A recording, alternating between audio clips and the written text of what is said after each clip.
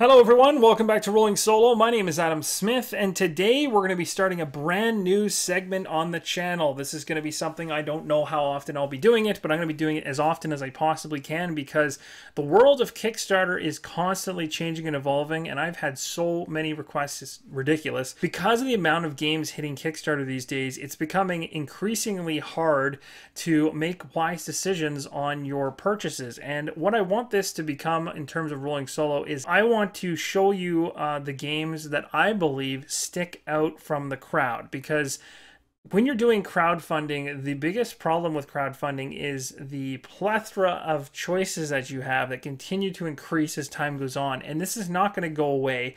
It's going to become more and more insane as time goes on because people are creative. We are innately creative, and there's always individuals who will see something else done and go, oh, that looks really cool. Let me build on that, put my own spin on it, and then try to create my own thing. And so what's happening in the industry right now on Kickstarter is we're seeing, and it's been happening for years. It's not just happening now, but we're seeing, like, especially this year, actually, even within the first 3 months, I don't think I can actually, I'm actually having a hard time, even as a consumer, keeping up with the number of projects that continually go live. And what I'm hoping that this segment is going to do for you guys is it's going to take you through the games in which I think are the most interesting currently on Kickstarter. Now, does that mean that anything I miss or not talk about is not worth talking about? No. Like everything, we all have our opinions and thoughts on particular games, and I don't want to be throwing shade at anybody's project saying, you know, if I don't mention it, it's not worth your time. The only reason this segment exists now is because I'm trying to do my best to help you guys out, to show you some of the better games that I'm going to be targeting or looking at myself because I want to actually back them, or I'm just really interested in it and want to keep my eye on it. One of the two. And that's really the driver of this. And then hopefully that will help aid your decision for or against. It doesn't have to be for. You don't have to always jump by anything I say. Don't jump off the bridge because I say so. I am just like you. I just have an opinion on games, and that's really what the whole point of this is going to be. So the first thing I do when you're on Kickstarter is I'll come down here to explore. I'll go to games, go to tabletop. This will give me a quick sort of basically what's going on currently out there. And then typically I'll either jump to either newest, depending on if I want to see if something is recently launched and there's new stuff, or popularity. Those are the two ways I filter the system in order to figure out what's going on. Popularity is by far the easiest. If you're looking to just figure out what are the most crazy backed, like number of backers, funding amount, all that kind of stuff, what are the kingpins of Kickstarter currently for tabletop games, then this is the sort that I use. Obviously, you should be trying to do projects on Earth just so that you don't get yourself cut off from anywhere else. Unless, of course, you're from an area that maybe has insane shipping costs. You might say, you know, I can't afford to have anything shipped from a particular area, so you can kind of narrow it down there. But basically on Kickstarter right now, the first one that's very, very obvious, so I'll just go through this list because the popular one, the way to go with the popular list actually works the best for this segment. So I'm going to stick with that because newest will just throw a whole bunch of randomness at me.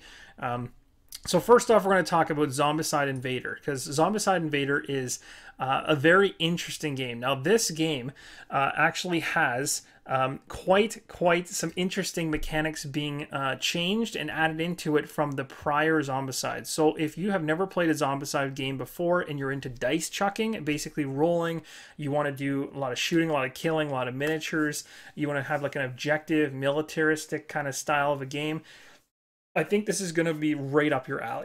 Now, there's going to be a number of solo players that are going to say this has been done.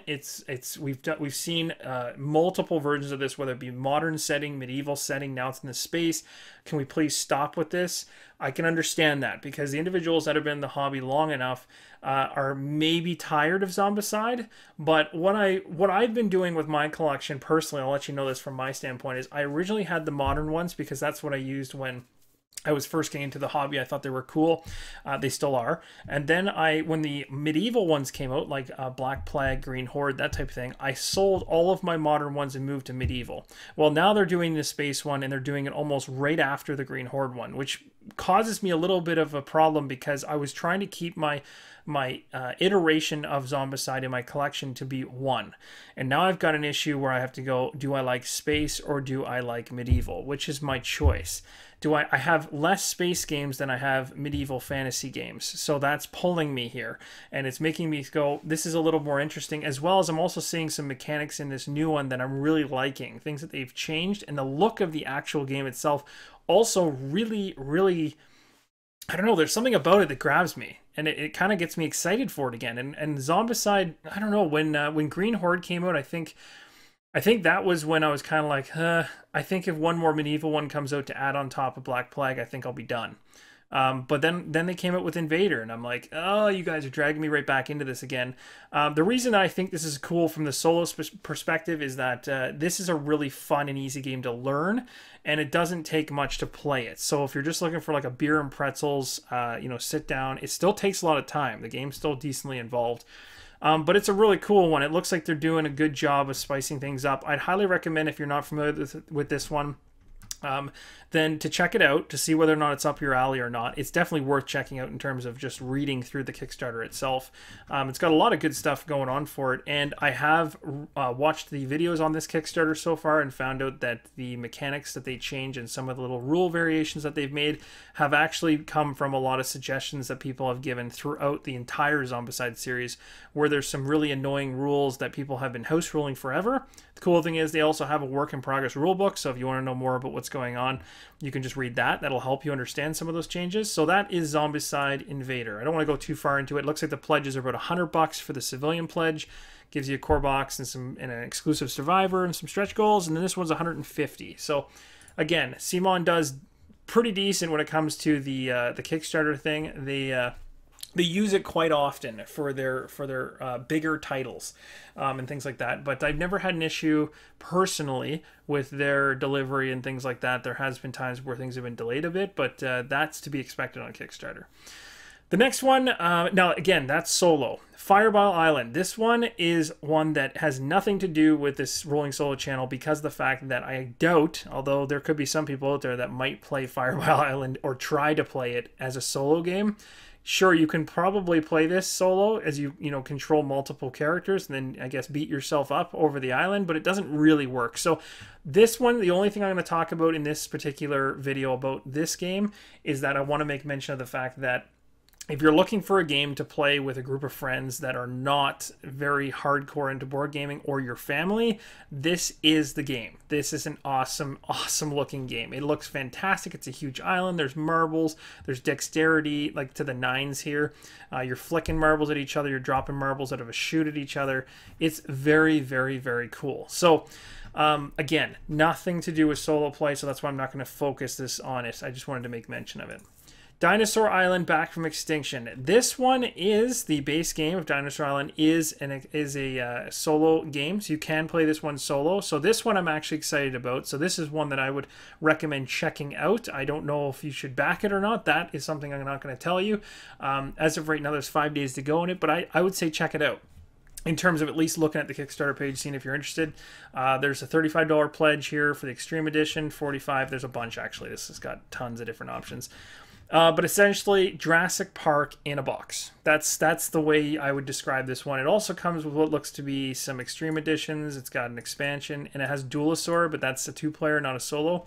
So I'm excited for the base game, and I believe maybe the Totally Liquid. These two here, I think, are the two that can be played solo if I'm not mistaken. So I am interested in this one. This one definitely caught my eye.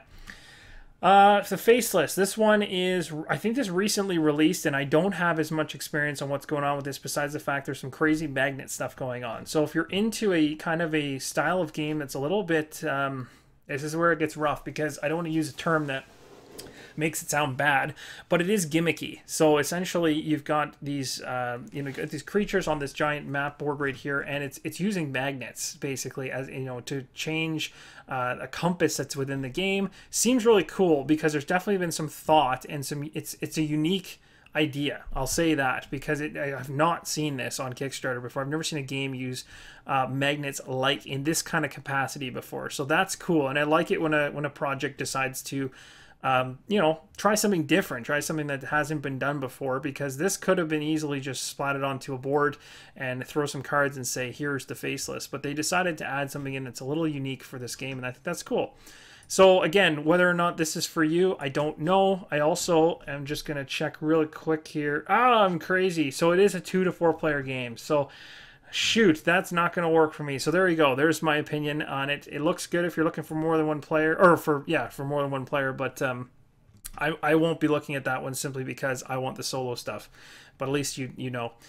Unbroken. Now this one is solo player. It is only one player, so you better believe it that on BoardGameGeek this is going to be the best way to play, because if you're playing this with multiple people, you're doing it wrong.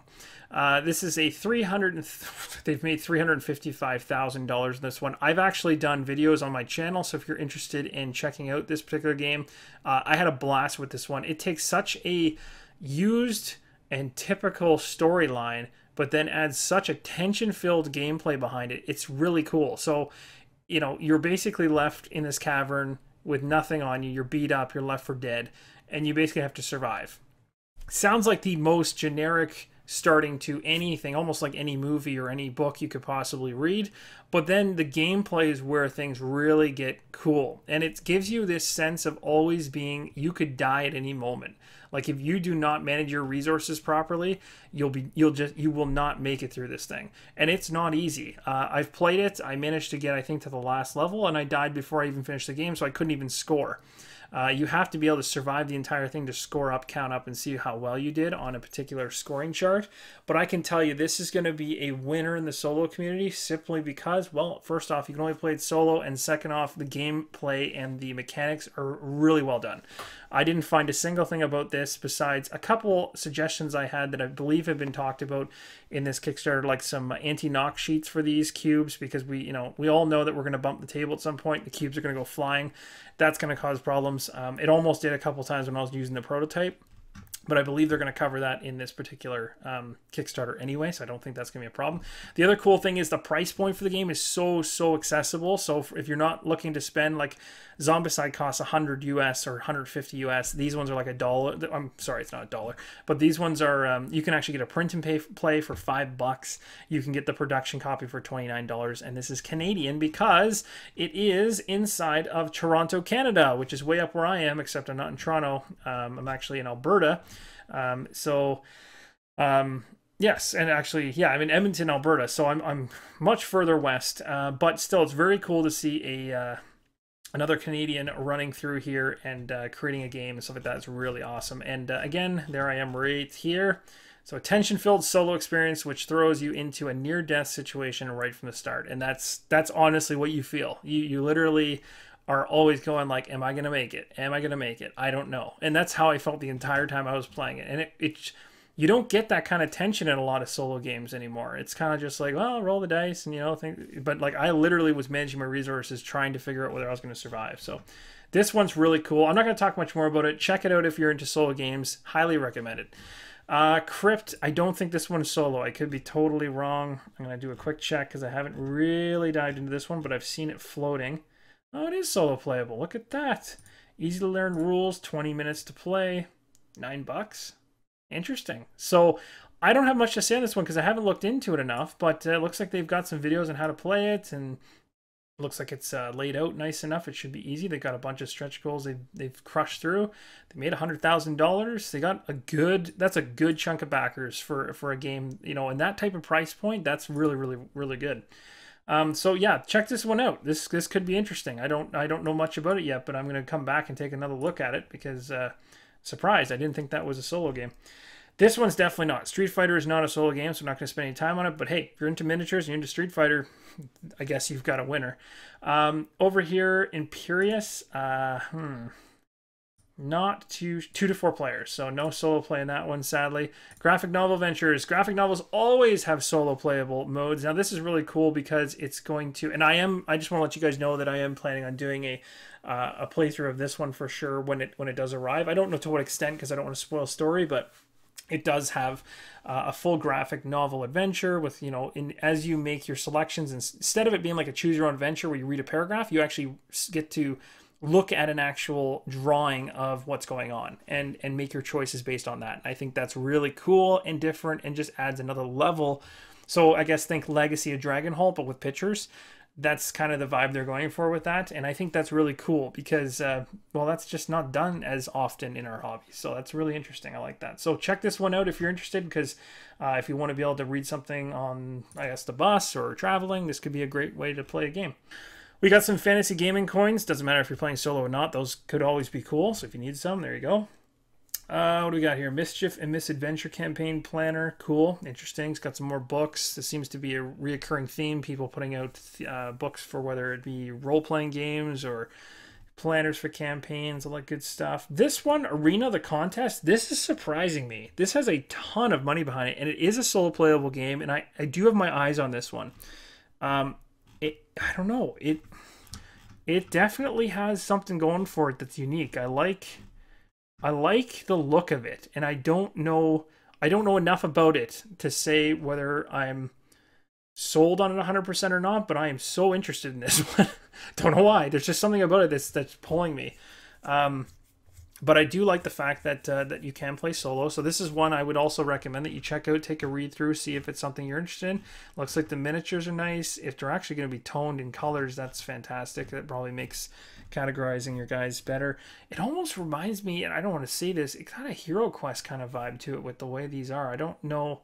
I doubt this is, well, maybe they are on puzzle pieces, so maybe you can kind of change them around a bit.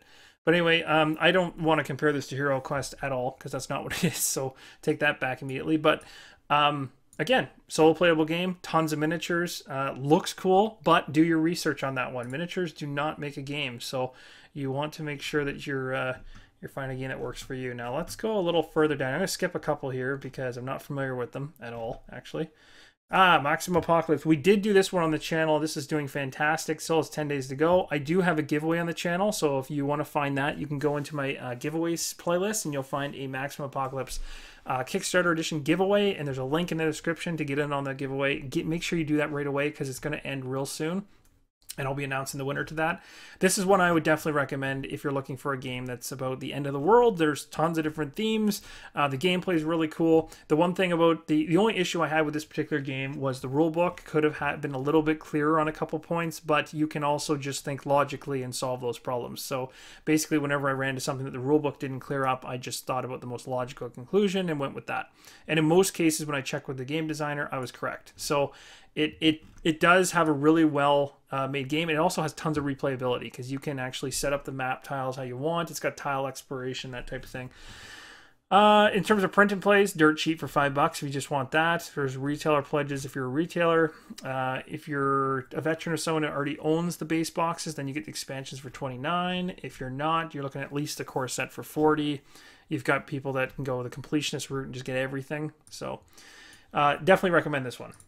I have it, I've played it, and I liked it. So that one is a good one. Let's load a couple more here because I know there's a few more that I'm familiar with that I'll talk about. Terminator. So Terminator hit, and man, has that ever hit a wall. That thing jumped in, got a bunch of pledges right off the start, and it never went any further. So this one, I'm going to tell you right now, I would highly, highly recommend staying away from that. I don't normally say that. I will very rarely ever say stay away from a Kickstarter, but when a miniatures game comes out and it does not get the love at the beginning, there's typically a problem. There's typically a problem, especially on Kickstarter, and it's kind of a sad joke because typically on Kickstarter, if you have miniatures in your game, that's the joke, is that like that's all you have to do now. Just put miniatures in your game and it's going to sell. It's not true. People are not that dumb. There's a lot of people out there, and I've heard them say it, go like, oh my goodness, Kickstarter, like, you know, is you throwing 100 miniatures in a box and everyone's going to throw money at you? No, that's not true. People are not that stupid. They literally will go into your Kickstarter, they'll look, and they'll figure out who you are, what you've done in the past, how you've delivered Kickstarter products in the past, and if you have a bad track record, it's going downhill quick.